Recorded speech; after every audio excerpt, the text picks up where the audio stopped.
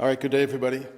We're here for the third day in a row to provide information that we can about how the city is reacting and dealing with the crisis of COVID-19. It's our intent to provide all the information that we possibly can and to be as open as we can with both the citizens and the employees of the municipality. As everybody knows, this is a dynamic situation. We've all been listening or trying to listen to Prime Minister Trudeau and Finance Minister Morneau this morning, and the province will have their update at 3 o'clock. I want everybody to understand that the decisions that we're making at the city are based on public health principles and in concert with other orders of government and our partners. With me today is CAO Jacques Dubé and Assistant Chief and Head of EMO Erica Fleck and some other staff leaders. As you might know by now, we are having our morning meeting at 8:30 with directors and leaders within HRM and also Deputy Mayor Blackburn. I'd like to acknowledge that this is a difficult time, and I want to thank all of our staff and all of the citizens of the municipality who are dealing with this in as generous and responsible a way as possible. Over the next couple of days, we will be looking at options for council meetings that abide by both legislation and common sense. I want to thank my council colleagues, all of whom are showing leadership in their communities and helping their citizens most in need. I also want people to know that we are working closely not only with other orders of government, but with other mayors and administrations across the country and beyond. I'd like to acknowledge as well the leadership of the Federation of Canadian Municipalities, especially our own Bill Karsten, who is the president of FCM. We had a conference call last night with other mayors across the country to share ideas and to understand how COVID-19 is impacting us all. I'd like to ask Jacques Dubé to give an operational update for today. We'll also hear from Erica Fleck and take any questions if you have any. We will be back as often as we can to share as much as we can. Jacques? Well, thank you very much, Mr. Mayor. Merci beaucoup, Monsieur le Maire. I want to again start by thanking our residents and our employees for your ongoing contributions to help reduce the spread of COVID-19. I also want to acknowledge the excellent work, support, Mayor Savage and Regional Council in assisting and leading our efforts here within HRM. Your efforts, everyone, are serving to help your colleagues, families, friends, and the broader community so we can get through this together as soon as possible. Following ongoing risk assessments, the municipality continues to adjust delivery for some of our services. To be clear, there are no reductions in public safety service levels. All essential services of the municipality, including 311, fire and police, are operational and adhering to the most updated guidance and precautions from health officials. Following the province's decision yesterday to close all Access Nova Scotia offices, the municipality has closed all of our in-person customer service centres.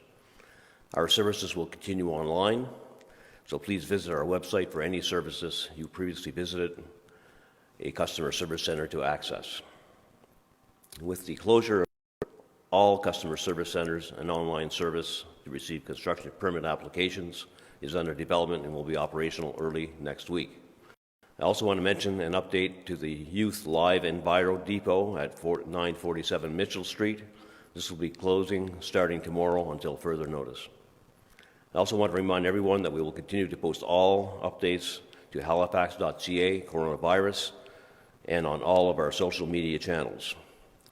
Thank you once again for helping with the full community effort to reduce the spread of COVID-19.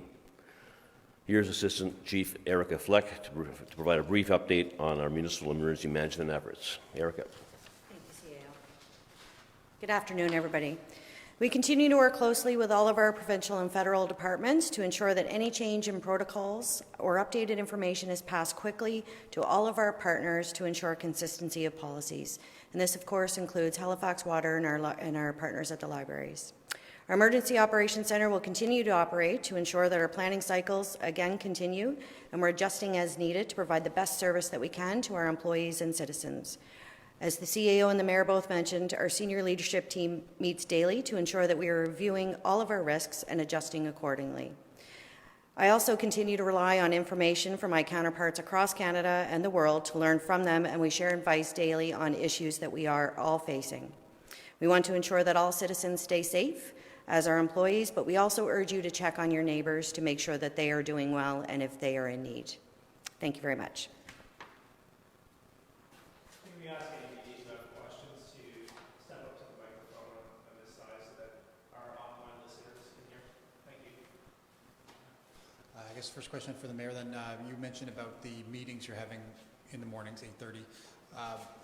Any updates between yesterday and today? What has changed for the city of Halifax? I think, as the CAO indicated, we've looked at our service centres in reaction with what the province did with Service Nova Scotia. Youth Live programs have been shut down. They were doing the bottle recycling. Been a number of changes through the week. Those would be two of the main ones. And of course, everything that we do is under review all the time in every aspect. And these calls, the meetings that we have, every department reports in and gets questioned as to what they're doing. And I think it's been very helpful for all of us. We heard that from Ms. Fleck that safety services are all still ongoing as they always have been. Is there any chance that any of that gets scaled back here as we move forward? Speak to that. Sure. Yeah. Erica? Thanks, Mr. Mayor. So obviously, with our everyday risk assessment, we look at, the worst case possible. So at worst case possible, we would still ensure that all of our critical services or essential services, fire, police, and 311, would still be maintained at all times. Now, we may see, if it continues to get worse, and we don't know what that worse looks like. Again, like everybody said, we do it on a daily basis based on the information that we get from our provincial and the direction from the province. We may have to continue to scale that back, but we will always provide emergency services to our citizens.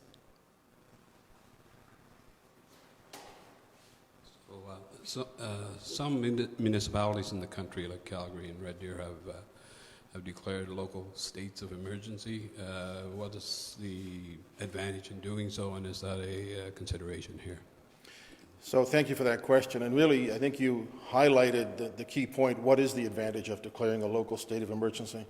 At this point in time, we haven't needed to declare a state of emergency to do the things that we've done, which have been quite extraordinary by normal circumstances, which is closing rec centres, pools, rinks, the work that we've done with Halifax Transit, moving to the people entering from the back and not collecting, service centres. These are all things we're able to do. The state of emergency is something that we're always considering, as I think all governments are across the country and around the world. And it may be that we need them, for example, to have a council meeting that's different than under normal circumstances. There may be some other reasons that we need to look at that. That's a topic of discussion every day, and in concert with the province as well. We want to operate on a no-surprise policy. Pour M. Dubé. Simplement, si c'est possible de résumer un peu c'est quoi les changements dans les mesures depuis hier. Là. Merci beaucoup pour la question. Ce matin, on a fermé tous nos centres de services pour recevoir mais on va recevoir les demandes de permis de construction et de développement en ligne, puis on aura un système en place d'ici la semaine prochaine. Deuxièmement, on a fermé il y a une organisation qui s'occupe du recyclage à travers du programme de jeunesse. Effectivement, demain, on ferme cette opération-là. Qu'est-ce que ça veut dire pour les gens chez eux là, par rapport à cette fermeture? Ce qu'on demande vis-à-vis le recyclage, on demande les gens de s'occuper de leurs propres items. Il y a quand même des gens, des entreprises qui reçoivent encore des items pour le recyclage. En ce qui concerne les permis de construction et les permis de développement, on est en contact direct avec nos développeurs dans la région de jour à jour, et ainsi que le fait que la semaine prochaine, on aura un système en ligne pour qu'ils peuvent soumettre leurs plans et leurs devises. Finalement, question par rapport à un possible état d'urgence. Est-ce que c'est quelque chose que la Ville regarde pour le futur ou pour les prochains jours? C'est une question qu'on regarde là tous les jours, en fait. Jusqu'à date, comme le maire a dit, on a pris les mesures déjà sans aller à ce point-là. Mais on évalue la situation de jour à jour et on prend des décisions qui s'imposent par la suite.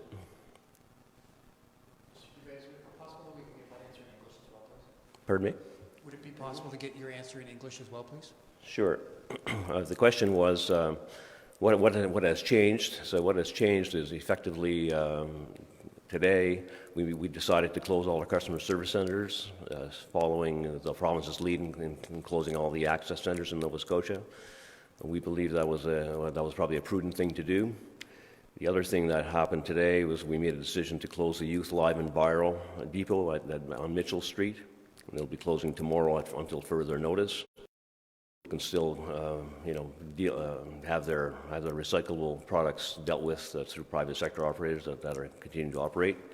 The other question was around, are we ready to declare a state of emergency? And that's a question that is evaluated every day. We don't to this point we have not made that decision. We may in the coming days or weeks or months, but at this point we've been able to respond to the crisis without doing that. All the measures that we've taken so far, including having people embark buses from the rear of the bus, and other measures that we've taken, have been able to do that without declaring a state of emergency. But we'll evaluate going forward and go from there.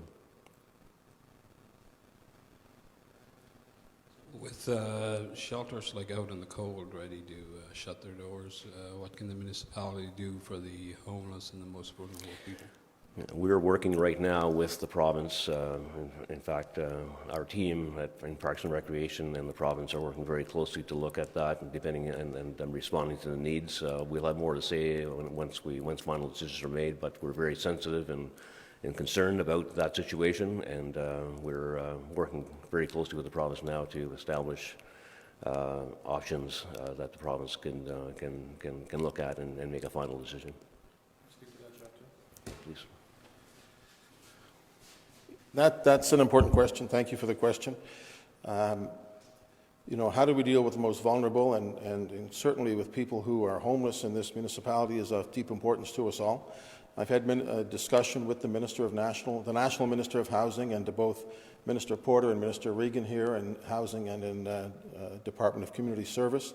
And we're working to identify together the best way to support housing populations, to isolate people as they may need, and to make sure that if we're putting people into transition type of circumstances, that it suits both their needs and the other people that may be involved as well. And that is an issue of it's ongoing, but we appreciate the cooperation of the province and the federal government. Anybody else? I'd like to thank you all. I just want to say in closing, this is very dynamic. A week ago, the NBA and the NHL was still bringing 20-some thousand people together to watch sports, and the St. Patrick's Day Parade was going to go ahead in Halifax, and people were going out to bars and restaurants. And so every day something changes. It's our intent to share with you everything that we can, along with Brett Murphy and his communications team here at the city. We will be as open as we possibly can, and we'll continue to have these sessions as necessary. So thank you, and thanks to everybody who might be tuning in. Thank you. Merci beaucoup. Walaliak.